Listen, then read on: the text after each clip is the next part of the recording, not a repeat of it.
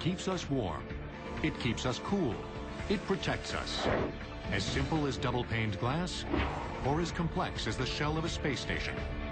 It's all around us, but it's almost always out of sight. It's an essential part of almost every building we inhabit. Now, insulation on Modern Marvels.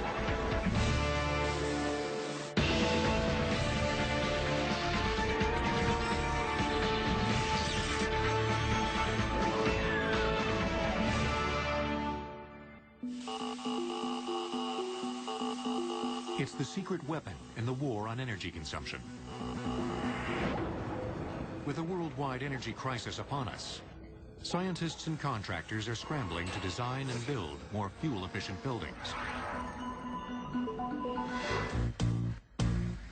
In a typical 3-bedroom house, 25% of heat is lost through an uninsulated roof, 15% through uninsulated floors, 25% through windows and doors,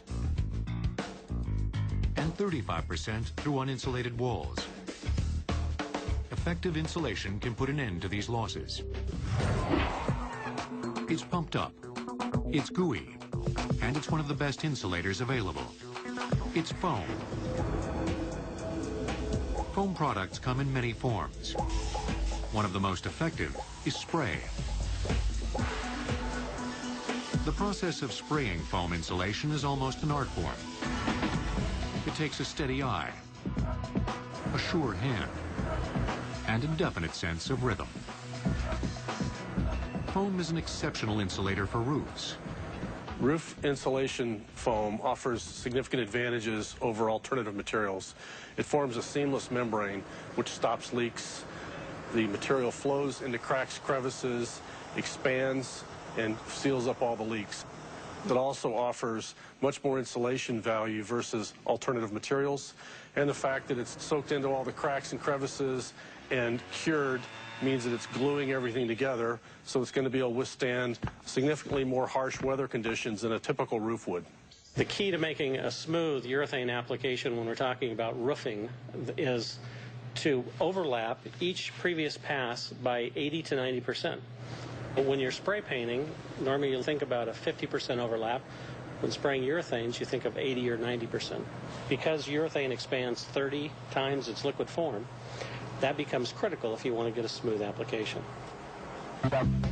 The idea of surrounding a building with a complete envelope of insulation like foam has been growing since the 1920s, when the way we constructed buildings began to change.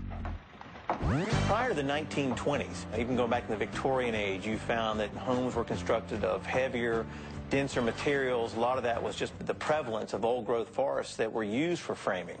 By the time the 1920s rolled around, we found that materials were becoming lighter so they could be constructed more quickly. But there also became a greater emphasis on the idea of the thermal envelope of a residence. You start to insulate the floors and the walls and the roofs. The use of building insulation was first made mandatory in the United States during World War II to conserve fuel for the war effort. You all of a sudden had to start being more concerned about conserving your energy resources, whether it be oil or gasoline. And because of that, they looked at better applications of insulation. That same example was driven home in the 70s. People reacted to oil prices and gas prices and energy prices going up. The 1970s saw the advent of the idea of the super-insulated home. Foam is a substance that is formed by trapping many gas bubbles in a liquid or solid. One of the most popular foams is polyurethane. Originally developed during the 1940s for military and aviation applications, it began to be used as insulation during the 1950s. In the 1970s, innovators began spraying the material. Polyurethane is made of several key ingredients. These are the materials you see stored in the large tanks behind me. This is a polyol. It's based on sucrose or sugar and petroleum products. This is a surfactant. Surfactant controls the size and the shape of the bubbles. This is a catalyst which controls reaction rate. The quicker the reaction, the smaller the bubbles. The size of the bubbles is important because it dictates the density of the foam. Roofing foam, which might be walked on, needs to be stronger and denser than wall foam, which is rarely touched after it's applied. All of this is factored into the formula when a batch of foam material is mixed at the factory. But where do the bubbles come from? The blowing agent. Blowing agent is a liquid that has a low boiling point. When it's spray applied, it converts from a liquid to a gas, forming the bubbles.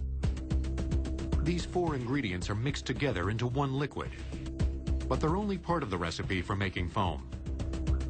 The other part is a substance called isocyanate, a highly reactive molecule.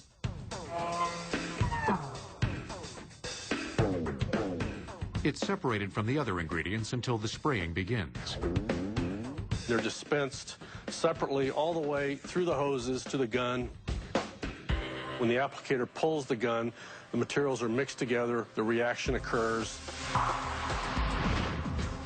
It hits the substrate in a liquid form, but the reaction drives the expansion very, very quickly. Within seconds, you've got cellular plastic. A properly insulated house can save a homeowner a great deal of money. The consumer today is better educated as far as the value of better insulation in their home. What they have learned is they can pay a little bit more on the front end to better insulate their home, but they will recoup savings in the long term versus their energy cost because their house is better insulated. Today, insulation-savvy home and business owners are finding that there are savings to be gained from insulating not only the walls of a building, but the windows too. Each year in the United States, nearly $13 billion worth of energy in the form of heated or cooled air escapes through holes and cracks in residential buildings. Insulation will return on Modern Marvels.